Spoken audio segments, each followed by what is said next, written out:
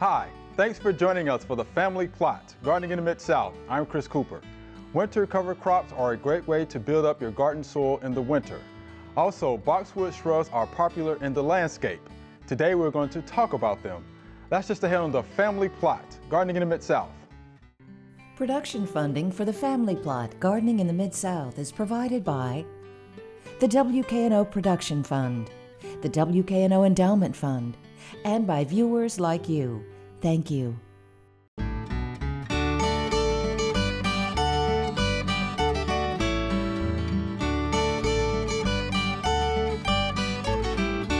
Welcome to the Family Plot. I'm Chris Cooper. Joining me today is Carl Wayne Hardiman. Mr. Carl is a master gardener right here in Shelby County. And Carol Reese is with us. Hey, Chris. Carol is an ornamental horticulture specialist with UT Extension. Thanks for joining us today. Well, thank you. We're going to talk cover crops. Cover And I know crop. you know a little bit about cover crops. I do. So let's start with this one. What are cover crops? Okay, well, you could just say it's farming with no bare ground. Okay. I mean, you could say that, and essentially what you don't want in a garden is any bare ground. Sure.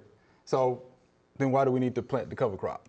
Well, there's a lot of good reasons, and I'd kind of like to put it in context, and one is that we as gardeners and farmers, I think we have a responsibility to at least preserve the quality of our soil and improve it. And so there's a full range of practices called regenerative farming, of which cover crops is a part of it, to build soil health over time, which is important because we don't digest food, the microbes in our gut do, okay? So we want to eat healthy plants, and healthy plants don't digest food either. They, the microbes in the soil digest it and then grow into their roots and inject it in there. So that's why if you have bare ground, there's nothing for the microbes to eat, and they die. And so that's another reason for having, so the reasons, prevent or reduce soil erosion. And we all know, like Dr. John Bradley said one time, these farmers think that a beautifully plowed field is beautiful, right? Right. And it's out there doing soil and wind erosion, so we want to prevent that.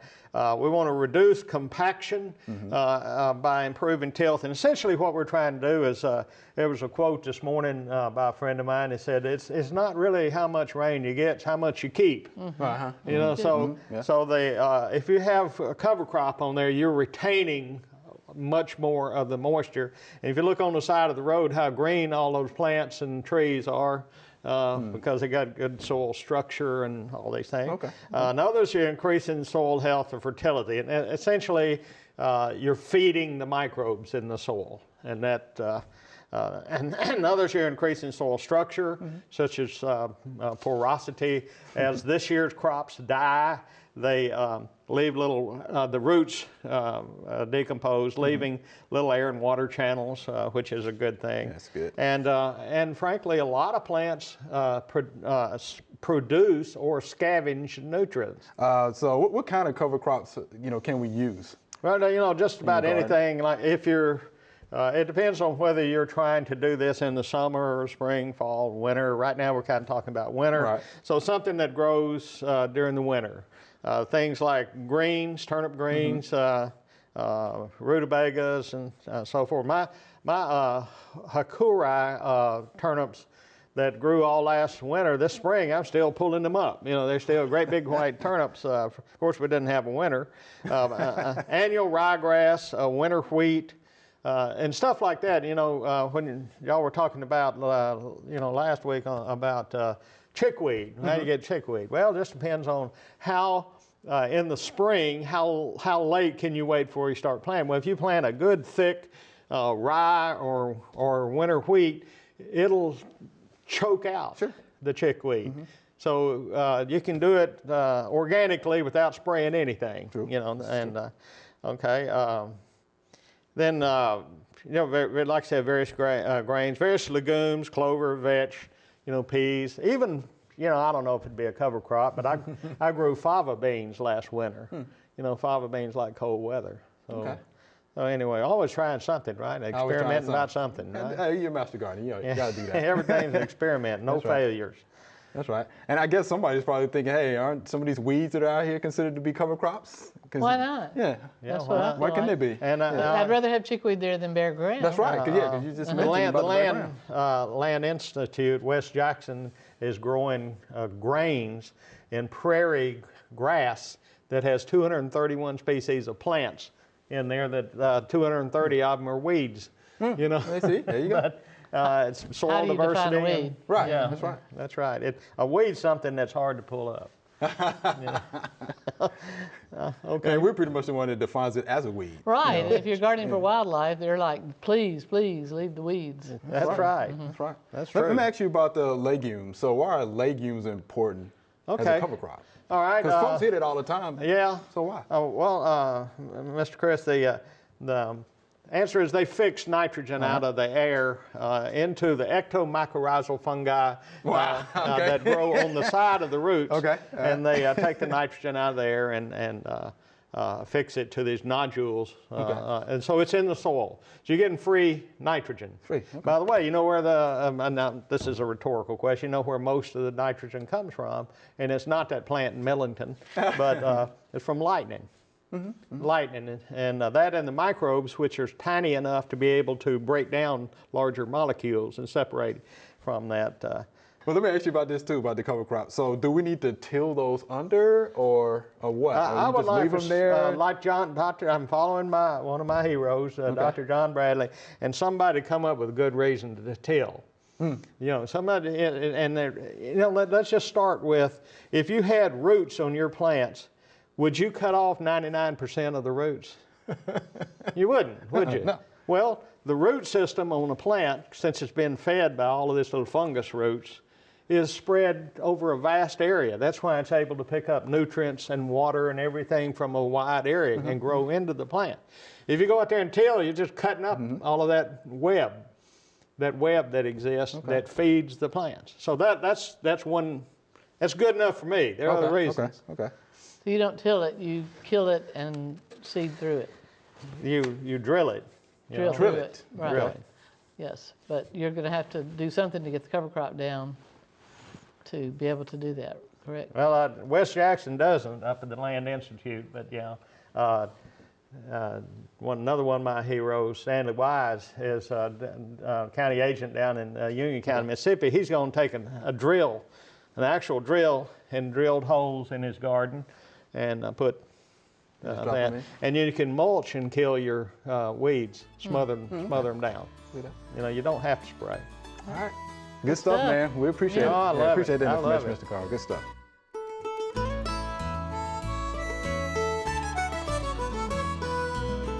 All the annuals here are begonias, but as you can see, they don't look even.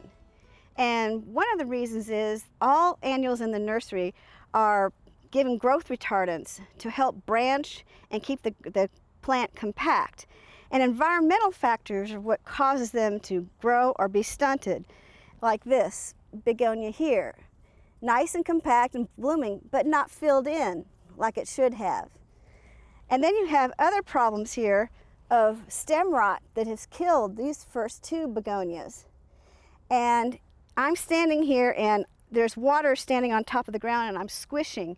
There is something wrong with the irrigation system that's not evenly distributing water to all of these plants.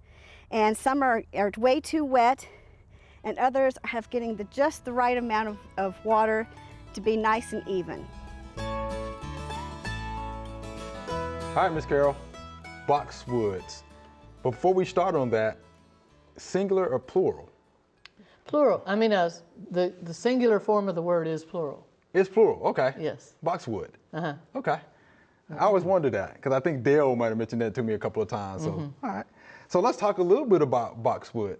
And you're also saying it properly, boxwood. A lot of people just call it box, common box. Oh, it common really box, should be okay. written boxwood as one Boxwood. word. Okay. Yeah. All right. So let's talk about the cultivars. Well, let's talk about species. Oh, I mean, all right, you know, let's do that. and I always like to tell the story when I start talking about boxwood. And when I worked at a garden center in school, a man came in and said, I need to buy one. The UPS truck backed over my boxwood. Right. I said, what species? You know, is it Japanese little leaf? Is it a Korean box? Is it a common box? I don't know. So we've got to know which one. And then when we get into the species, all the different cultivars, because they all look a little bit different. So we actually didn't have the same one he had. So if you do put boxwood in your landscape, one thing I want to start with right away is make a note somewhere of what exact species and cultivar you purchase. So if you ever do need to replace one, and you probably will, You probably will, right? you'll know exactly what to ask for. Okay. All right. Good. The one that everybody around here loves to call American box, there is no American boxwood. Because if it's the English or common box, the one that you normally see in the formal gardens, I was taught to call that common boxwood. It's actually of North African, Western Europe, and Eastern Asian origin.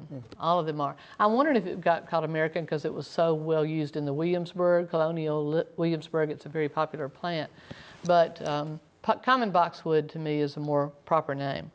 It's a picky plant. It's a picky plant. Okay. It does not like our hot sun. Ugh. It does not like our cold wind. Oh boy. Both will make it turn bronzy orange. And so I always think it's like Goldilocks. It's too hot, it's too cold, this is just right. You've got to find just the right site for them. And in the root zone, if they have any kind of poor drainage issues, they're out of here too. And they get root knot nematodes. So all kinds of things. That's a lot of problems. People say, you hate boxwood. I don't hate boxwood. I like boxwood. I just like to see them well sited, and a boxwood can be a beautiful thing. As extension agents, you and I learn to hate plants. We get a lot of phone calls. That's now. right. We're like, please Exactly plant right. something That's else. right. We can give you a little green shrub that's going to do well where you need a little green shrub. So the common box has a more pointy leaf, and this is how I identified it for the man. I said, the common box has a more pointed leaf, and it smells a little bit like cat urine. Oh gosh. He said, yeah, that's it. Some people actually like that smell. Okay. Yeah. But it's an interesting smell. So it's going to be dark green, needs some needs some shade, and needs some protection from the wind. We do, in the Korean little leaf types, and the Japanese little leaf and the Korean types, that will take more hot sun. Okay. They can still bronze up in the winter, but they have bred now, and they have come out with cultivars that, to me, the whole issue with the boxwood is making it stay green. Yeah. It's hard to keep them green if they're not happily sited. So the Japanese little leaf are more suited to our hot sun, and if you get one like Winter Gem, and actually some of these, they have gone back and crossed with the English box or common box, Buxus sempervirens. And you know I love to teach a little bit of Latin. I know you do. Go right ahead. What does semperfi mean? That means always live. Always faithful. Yeah, no. Semper Virens Fi. means live. Yeah. Does it? Yeah, semper fidelis means always faithful. Yes. So semperfi is short for that, right? Yeah. So anyway, sempervirens is always green. Sempervirens. Yeah, and you'll always see a lot of green. things Okay. named That's right. sempervirens. It means that it keeps its green foliage through the wintertime. So then within that group, you'll have some really cool ones like Graham Blandy or D. Runk, which are tall pyramidal Heard of forms. that one, yeah. But everybody likes to like that little bitty mounding edging boxwood called Safruticosa. Safruticosa is just a horrible plant for this area. It is not happy. It doesn't do well. It looks sparse. And I see people trying and trying to make it grow where they want it to grow. I see a lot of people do restorations of old historic gardens, and the original plan called for this boxwood. So they keep putting it in there and keep killing it. And I like to quote Durr on that. He said they are sacrificing pragmatism for the sake of historical, So I just, let's get over it. Let's go to one that actually will do well. So I do like them. They just need to be well sited. Right. Also, and I read this somewhere, it says it's so true about the time you've taken a pruder to them, most people shear them into such Yes, a they do. natural forms. Why would it matter anyway? Yeah.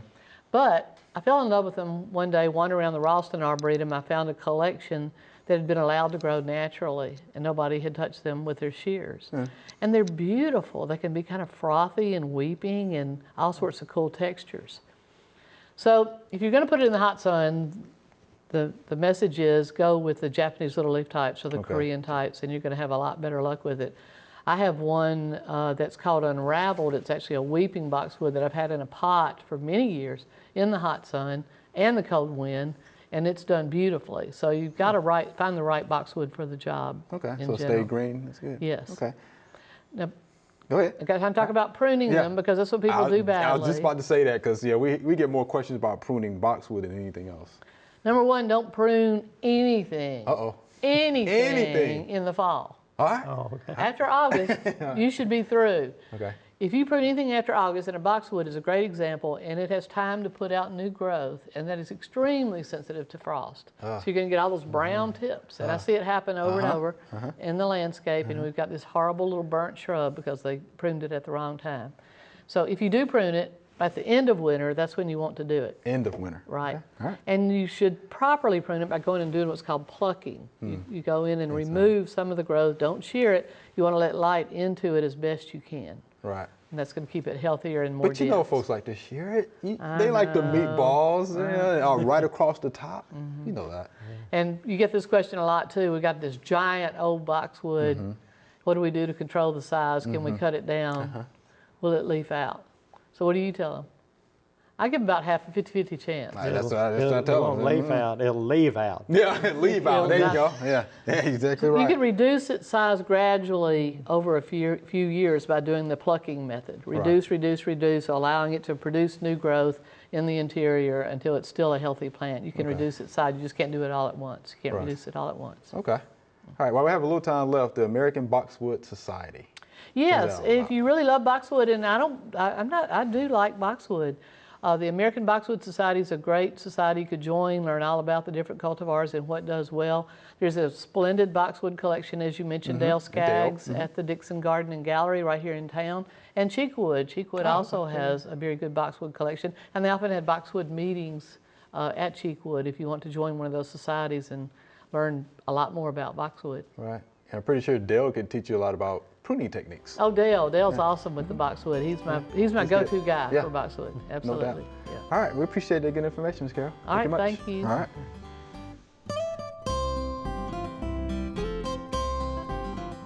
These are some snapdragons that I am going to move up because they've been in these little seed trays for about 8 weeks. And so what I do is I take a little bamboo. You can use a pencil eraser, anything that will help push that plug up. And what I do is kind of squeeze the cell a little, telling it it's time to come out. And then I just push, there's a hole in the bottom. So I just push the plug up, squeeze the bottom so he doesn't fall back in there, and then I pull him out. And this is what I'm going to plant. This is my potting mix. Fill the pot about halfway, but I'm just going to take this little plug, and this is a single stem so I can bury it fairly deep. So I just put him back in there and I backfill. And I kind of tap it around, and that one is ready to go. We'll water it after, always water after you up pot. All right. This is our Q&A session. Mr. Carr, you help us out, okay?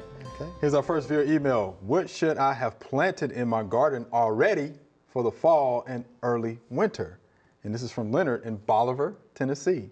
So what needs to be in the ground already? Well, it's from a fall. vegetable garden.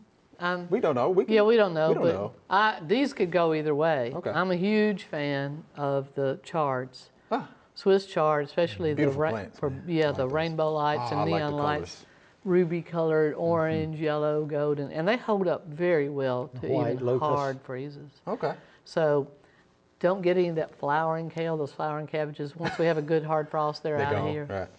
Well, I like turnip greens. Turnip You greens, can, okay. and especially the Hakurei or Tokyo or just right, whatever you want to call it. Okay. They grow all winter real well, kind of like a rutabaga. Okay. And there's a beautiful, if they're again looking for something ornamental as well as edible, there's a red mustard that's just beautiful. The Osaki red, gorgeous big broad purple Red leaf. sails, I think. Yeah, there's more than That's one. lettuce. No, I'm sorry. Lettuce that's is red. Yeah, that is red cells. Some of the lettuce would be an option as well. Can you plant those things now that we're talking about though? It's a This bit late 'Cause because if late? it's a little Yeah. tiny baby and we have a hard freeze, Right. Knock it out. it'll probably knock it out. But who knows? We haven't had a winter. I just planted a couple of weeks ago. I planted some of the hardier forms of kale, like red boar Russian kale and the blue Russian kale. They're extremely tough and will take a hard freeze, and some of the chards. Some of the oriental cabbages, the pak choi and bok choy, Maybe, you know, it just depends on how soon we have a real hard freeze. Okay. I'm assuming we'll have a hard freeze at some point. We assume we might, but we we've might. had mild winters sometimes where it didn't really get cold. Yeah. Okay. All right, Mr. Leonard. Hope that helps you out. All right, here's our next viewer email. Should I put my hibiscus in pots and bring them in for the winter? And this is from Miss Ann. Yeah, so everybody's now gearing up and hunkering down for winter, I see. So what do you think about that one? Is it a winter? I mean, is it a hardy hibiscus or tropical hibiscus? See, we don't know. I mean, Yeah. I don't know if she knows. Yeah. The hardy hibiscus, the perennial hibiscus, of course, will die down during the Right. winter and come back and bloom. The Chinese hibiscus, the tropical forms, got usually more gaudy, smaller flowers. You would need to bring that in. I just hate to. You know, you can buy them again. Yeah, They you buy never 'em. look good through the winter. They struggle. By the time you put them out and get them back into a state of good health, you've lost a month of summer bloom to me. But if you wanted to, sure. If you've got a good, bright, sunny window or something like that where they might get along, treat them for insects and Yes, stuff I was going to first. mention that. Yeah, definitely treat it Because for if insects. you brought some insects in, they're going to multiply. That's right. And find the sunniest place you can. Keep them just barely watered. Don't overwater them. Okay. Get as much as a root ball as you possibly can and put it into the pot. Yeah. Okay, if you want to bring it inside, you can do it that way. Yes. Okay. All right, Miss Ann. Here's our next viewer email. I planted purple fountain grass at my mailbox. Do I leave it in the ground all winter is one question. The second question is, do I need to cut it back once it turns brown? And this is from Mark. So, I see purple fountain grass sold as a perennial a lot of times in the big box stores, and it is not. it is not. It is Okay, not. It is not. It's an All right. annual. In purple fountain grass, if they're talking about Penicetum rubrum, Rubrum probably is what which you is see at the big box. right. Yeah. No, it's not going to make it, and you might as well let the frost kill it and buy it again. Not worth digging up and trying to overwinter it. There are some other red foliaged grasses that could come back. The Penicetum purpureum is going to be a great big one. Okay. It's been coming back for us at the station, but it doesn't have those pretty fluffy grass seed plumes that Right. they want from Right. the purple fountain grass. Which I like too. Yeah, because I actually have that at home right. myself. I do too. I use Yeah, I it have it at too. home. But that's an annual. I buy it again every year. Okay. As far as any of that ornamental grass, pampas or whatever, you know, it's structure. It's pretty. Brown is not an ugly color, you know. Right, right. And I think about the critters, and I've got a lot of home birds that roost inside my. I call them knock-em-out roses, and Okay. you know, and inside I don't trim various so things up with till you, in the Carl. spring because I want a place for the critters. That's good. Remember, I said don't prune anything in the right. fall. You I did. leave my Anything. grasses Right. standing absolutely all winter, whether they're annuals or not, because I like the way they look in the winter, and they do provide food. You're absolutely right, Yeah, you're Carly. right. Good point. Yeah, glad you brought that up. Yeah. Yeah, you're right. Okay. Here's our next viewer email. Can I leave my banana tree in the ground through the winter, or should I bring it in? And this is from Paul. So everybody, again, you know, looking forward to the winter. So this is banana tree. You want to start on that, Mr. Carr? What do you think? Your two Well, cents you on that gotta, you know, there's two things. The root is really what you want to, and that's fairly shallow. And so what I have done in the past is trim it back maybe a foot, so dig it up, take it and just throw it in the corner of the garage, and it's work. But what you're trying to avoid is, you know, freezing. Right. You know, which is not that big a problem. You could mulch over it. The other thing is our soil tends to be wet in the winter, and you can rot the root on that. Although they grow in wet, like down in the Cayman Islands, they're growing in soggy land, but they can rot And here. I'd like to offer them another option, and All that right, is that another there is option. a hardy banana, more than one, there's a couple actually, a small dwarf form, a yellow blooming form, I believe is Musa volutna, but Musa baju, the heard that baju one, banana yeah. is a monster. Now, Okay. you got to put it in a good place because it's going to become an enormous grove over time. Okay. But it's hardy to 10 below. You don't have to dig it up. Wow. Freeze will kill it down the ground, and then come spring, once it gets warm, here it comes again. So you're going to have a great big banana, probably 15 feet tall, that's going to come back for you every year without digging up. Okay. Yeah, my neighbor actually, you know, mulches it. Yeah, put some mulch and puts like a black tub over it, over the top of it. yeah. He does that, and it works. That'll It comes work. back every year. All right. So here's our next viewer email. My cryptomeria is turning brown near the center trunk. Should I be concerned? And this is from Mr. Billy. It's turning brown near the center trunk. You know the answer to this. But you know what too Oh, though? what? We've had so much hot, dry weather, Yes. and they have not been irrigated, you know what happens next, right? Yeah, needle drop. The needles will start dropping. Yeah. But it could also just be shaded out. Any Or, tree, right, the leaves in the interior that are not getting sunlight are a debit. They suck photosynthate Right. from the leaves that are getting sunlight, that are producing the photosynthate that feeds the tree. So the tree says, hey, I'm getting rid of these jokers. They're freeloading. Have to- They're yeah, not have- helping me have out. to compensate, right. I'm done with them. So Right. that could be all it is. A lot of times what we'll do with a lot of our conifers is go in the interior, just knock Shake 'em. those loose needles out and shake them out, and then it looks fine, and there's nothing wrong with the plant. right. But again, thinking about, our recent, Yes. drought-like conditions, Yes. moderate drought-like conditions. But if the new growth especially that looks haven't been irrigated. fine, Yeah, if the new growth is fine. Of I course, we wouldn't don't be know concerned. that. But, Right. but yeah, but I didn't realize you can just go in there and You shake know, them. Yeah, we do. But I know they have to compensate, right, because they're getting shaded. Yeah. Okay. All right, Mr. Billy, hope that helps you out. So, Mr. Carl, Ms. Carol, we're out of time. All right. All right, thanks for being here. Thank you. All right. Remember, we love to hear from you. Send us an email or letter. The email address is questions@familyplotgarden.com. And the mailing address is Family Plot, 7151 Cherry Farms Road, Cordova, Tennessee, 38016. Or you can go online to familyplotgarden.com. That's all we have time for today. We have more information on cover crops and boxwood online at familyplotgarden.com. While you're there, take a look at the garden calendar. Thanks for watching. I'm Chris Cooper. Be sure to join us next week for the Family Plot, Gardening in the Mid-South. Be safe.